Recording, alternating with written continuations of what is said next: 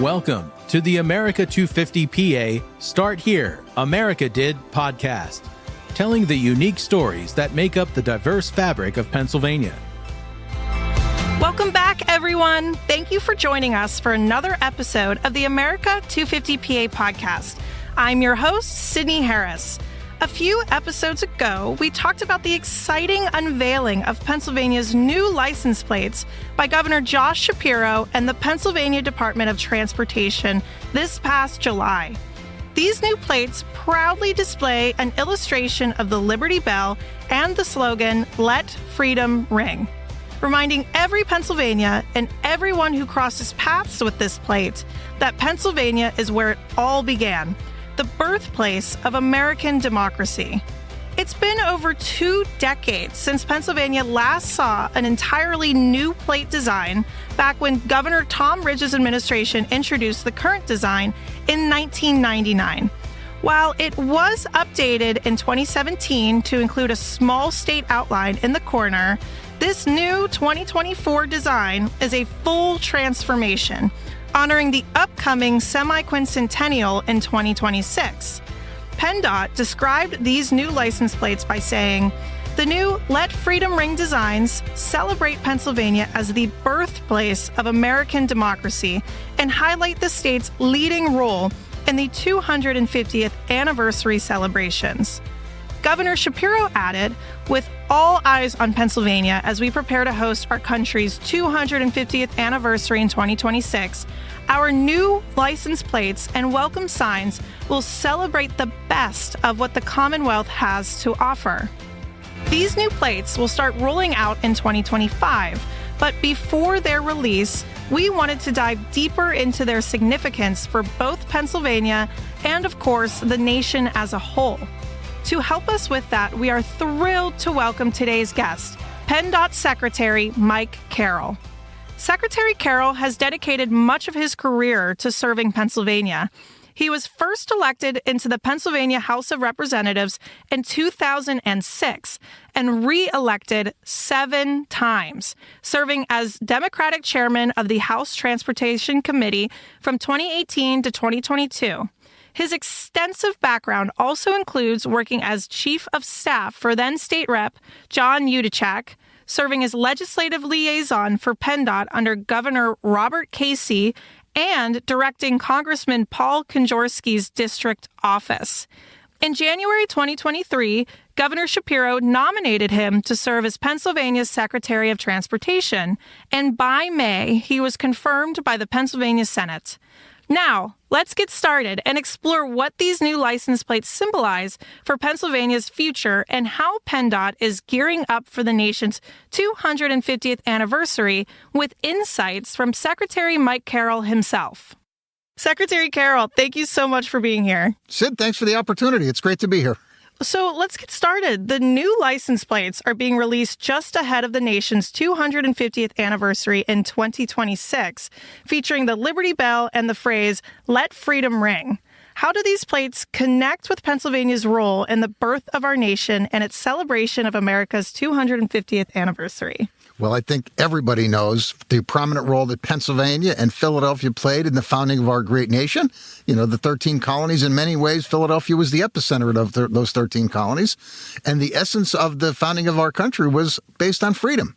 And so to incorporate the word freedom and the message about freedom into the new license plates should hit the right tone and ring a bell for every Pennsylvanian. It really is a wonderful opportunity. It's been years since we've updated the plates, and coinciding with the 250th anniversary, it's a great opportunity to remind people of the great founding of our nation, the role Philadelphia and Pennsylvania played in that, and an opportunity for people to display it for themselves on the back of their car. Absolutely. And as Pennsylvania's transportation leader, what significance do you see in using these license plates to highlight Pennsylvania as the birthplace of our nation? How do you think this symbolism will resonate with Pennsylvanians and visitors, particularly as we approach the 250th anniversary? Well, it's going to resonate in two ways. First of all, about 75,000 Pennsylvanians have already pre-registered to get these new plates when they become available right after the first of the year. Wow. And we also have at the entrances to Pennsylvania along our interstate system and other major highways, welcome to Pennsylvania signs that also incorporate the freedom theme into the universe of folks that are entering our state from a neighboring state. So the use of freedom in terms of messaging for Pennsylvanians, I haven't met a Pennsylvanian yet that is anti-freedom. Me either. And, going off of that, I think it's so interesting that not only will people come into our state and see these license plates, but people leaving to travel to other states with these license plates will show the Let Freedom ring. So it's a really great symbolism to use, especially with our 250th anniversary. It really is. And of course, as these vehicles get populated with these plates, they'll travel all over the country.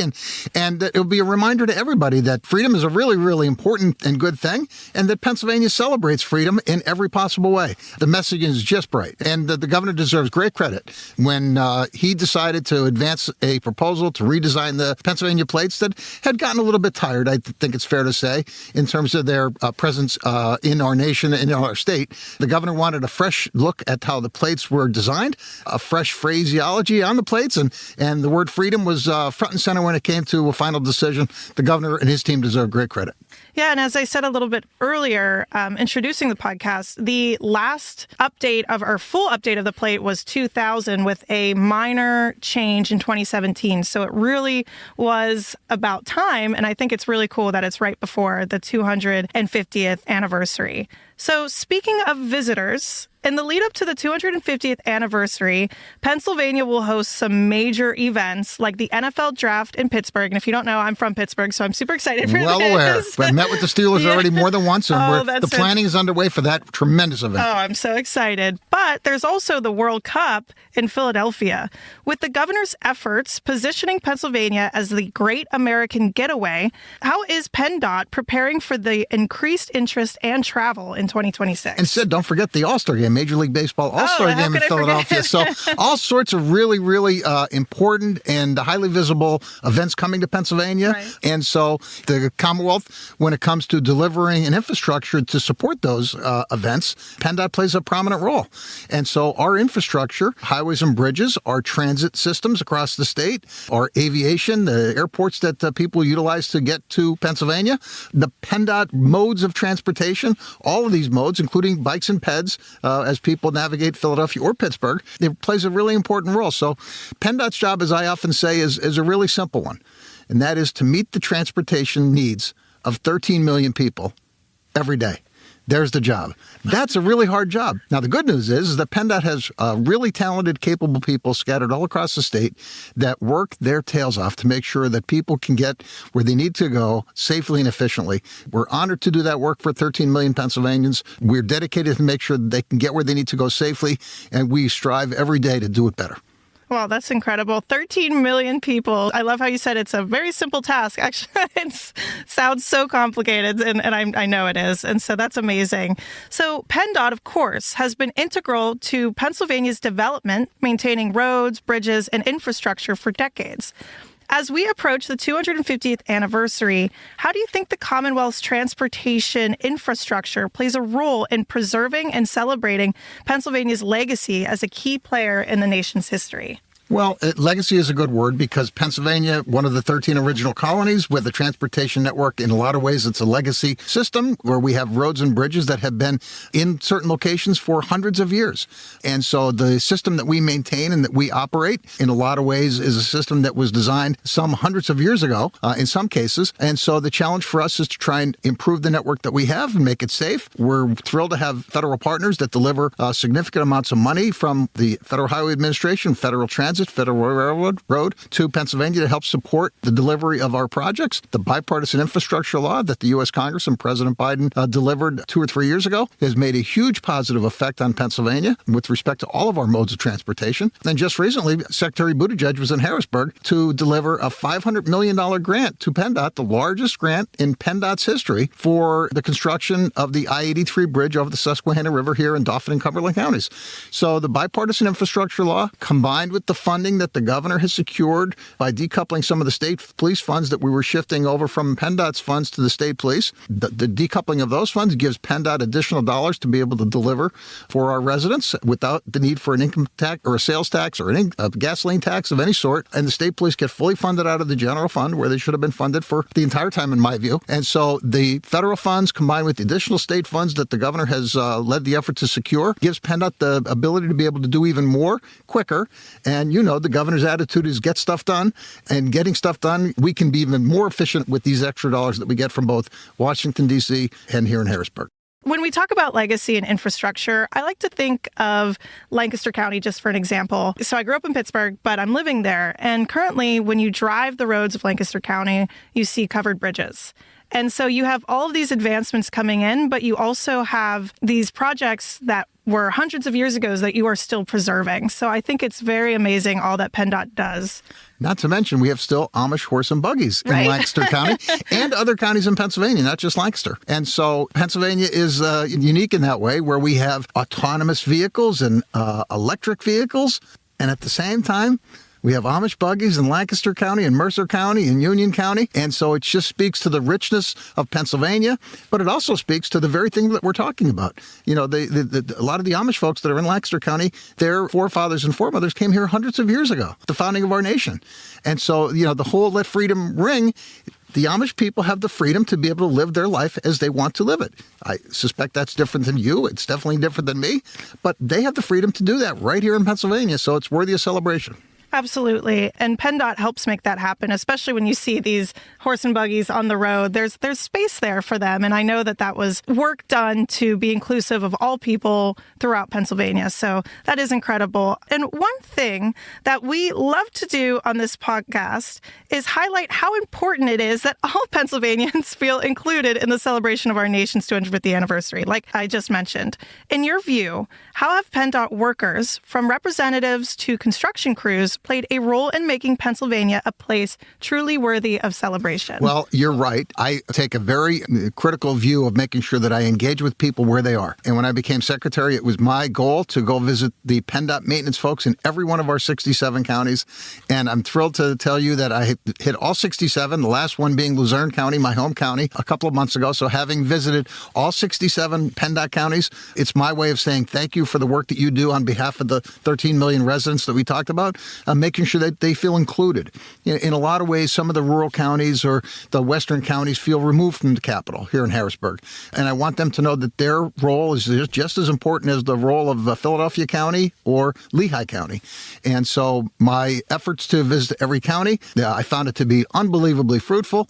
Some really great stories from Cambria and Warren counties, among others, and had a chance to meet so many wonderful PennDOT folks. And again, their role in life, it may not be easy to link it directly to freedom and the 250th anniversary, but it is. What they do in the various counties across the state lets people freely live their life. They can do what they want to do. They rely on our transportation network in many cases to do it.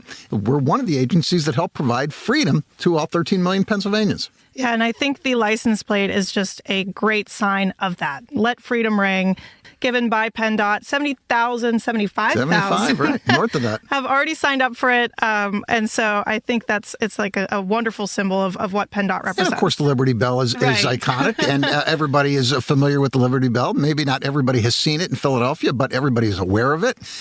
And sort of the symbol, among others, of the founding of our nation. All the things that happened in Boston and New York and Philadelphia, and Washington. It really symbolizes the essence of 13 colonies under the rule of King George, striking out on their own to create the United States of America with the very humble beginnings of 13 former colonies turned into 13 states. And, Delaware was the first state, but we were second when it came to states that incorporated the Constitution. And one of the things we say here at America 250 PA is start here. America did, because though Delaware might have been the first state, the Declaration of Independence was signed in Pennsylvania and Philadelphia, like you mentioned earlier. And those three counties in Delaware were originally in Pennsylvania at one time. So at the very beginning, before of course, Delaware became its own state. Yes. And so to wrap up our show today, and again, I just want to say how appreciative I am to have you here and to talk to us. I want to talk about you as a leader. As the leader of one of Pennsylvania's largest and most vital agencies, what does it mean to you personally to be part of these preparations for the 250th anniversary? We're talking again about legacy. What legacy do you hope PennDOT will leave during this important moment in our nation's history? Well, first, it's a high honor to be the Secretary of Transportation. It's a high honor to work for Governor Shapiro. The responsibility is vast, as I noted earlier, with 13 million people, and every one of them uses PennDOT's assets every day.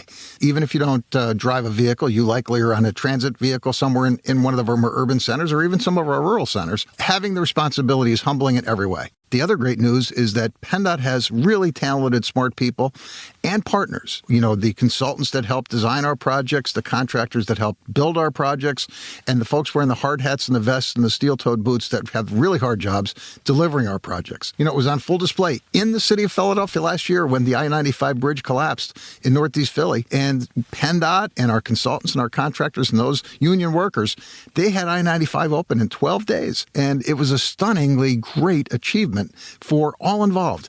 And kudos to the city fire department and police department and city officials and federal highway partners, SEPTA, a whole range of other agencies that played a part in the coordination to rebuild 95 and reopen 95. It was a wonderful success right there in the city of Philadelphia for everybody to see. And everybody, the live stream camera gave everybody the ability to see it for themselves. And everybody was, holy cow, look at the really good job PennDOT's doing. And, I was happy about it because people had a chance to see for themselves the really great stuff PennDOT does. And as is often the case with almost every endeavor, things that look easy to the average person look easy because really smart people have done a lot of work in advance to deliver whatever is being done. From something which is seemingly as simple as singing the national anthem at a professional sports event, I would say to anybody who go try. Go try. That's not easy to do. And the same thing applies to any endeavor. And so what happened on 995 in Philly last June was a wonderful opportunity. People could see for themselves what PennDOT does, what our partners do to deliver for 13 million Pennsylvanians. And so we have that same opportunity, not just for 13 million Pennsylvanians, but for millions of others that will come to our great state to celebrate the 250th, the All-Star Game, the draft, all the other the World Cup, all the other things that are happening. And there will be others that get added to that agenda, undoubtedly. So, I'm thrilled about PennDOT's role. I'm certain that we're up to the challenge. And with the great coordination that we have with our partners, bring it on. So, Secretary Carroll, it has been an absolute honor to speak with you today. Thank you for taking the time out of your busy schedule to share your insights with us. We are so eagerly looking forward to seeing these new license plates on the road and witnessing PennDOT's role in celebrating both our Commonwealth and our nation in 2026. Your leadership in preparing Pennsylvania for this momentous anniversary is commendable, and we're excited to see how PennDOT's efforts contribute to this historic moment. Thank you again for joining us. Sid, thanks for the opportunity. I really enjoyed it. It was wonderful having you here. Thanks a lot. That brings us to the end of today's episode. I hope you enjoyed our conversations with Secretary Carroll and gained a deeper understanding of the exciting changes coming to Pennsylvania with the new Let Freedom Ring license plates, and how PennDOT is preparing for the 250th anniversary of the United States. As we look ahead to 2026, it is clearer than ever that Pennsylvania is playing a pivotal role in celebrating our nation's history and bright future. After all, America did start here. Remember, PennDOT's work is just one part of the larger efforts underway across the Commonwealth to ensure Pennsylvania shines as a symbol of resilience, progress, and unity as we approach this monumental anniversary. From hosting world-renowned events to unveiling new symbols of pride, we're reminded of Pennsylvania's profound influence in shaping the country's identity both then and now. As Pennsylvanians, we have the unique privilege of being at the heart of America's story, and it's a story we're still writing today. I encourage you to take pride in that legacy, and as we move toward 2026, get involved in the celebrations, learn more about our Commonwealth's role in history, and continue sharing our story with the world. Before we wrap up, we'd love to hear your thoughts on the new license plates or how you're planning to celebrate the 250th anniversary. Drop us a comment or share your ideas on social media. Let's keep the conversation going. Thank you again for joining us today. Be sure to follow along as we continue telling the stories that make Pennsylvania the greatest place to be. I'm Sydney Harris, reminding you, as always, stay PA proud. Hi, everyone. I'm Cassandra Coleman, Executive Director of America 250 PA. Thank you so much for listening to today's podcast. We encourage you to learn more about America 250 PA and send us your podcast ideas at america250pa.org.